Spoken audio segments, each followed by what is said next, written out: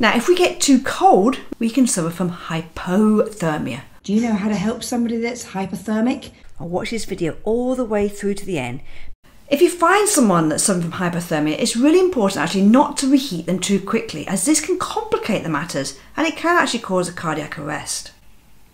Now, someone can get hypothermic because they've been exposed to the cold air. They could have been skiing, or they could have fallen into water. Now, if they are wet, you must remove that clothing, because water or wet clothing can draw heat out of the body 20 to 25 times faster than the actual air itself.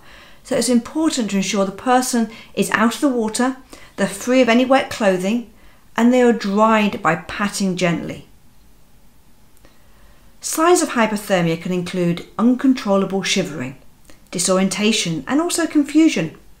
And in some cases, the patient can be unresponsive.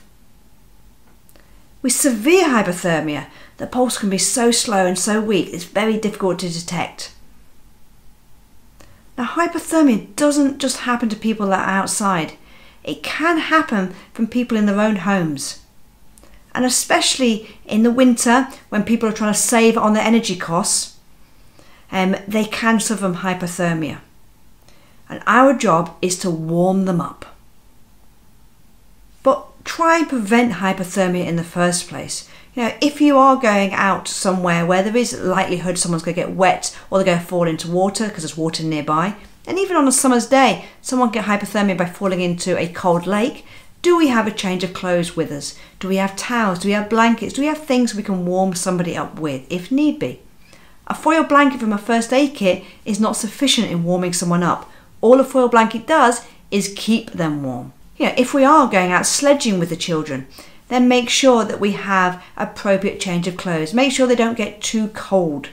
Make sure they're not wearing jeans. Make sure the clothing they're wearing is actually keeping them warm in the first place. Prevention is always better than cure.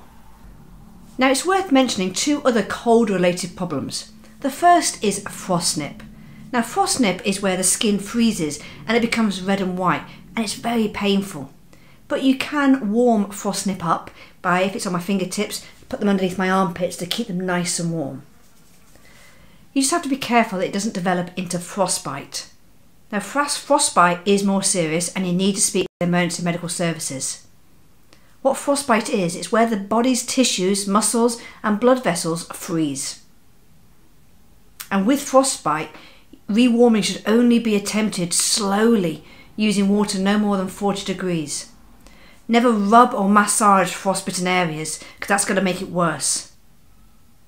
And the rewarming process is usually quite painful for that person, which is why it's maybe better to get guidance of the emergency medical services. So frostnip, you can warm up yourself, but frostbite, never ever rub. You're going to make it worse, and it needs to be done over a slow period of time and warming that up. Don't forget to hit that subscribe button so you don't miss out on any of our important videos.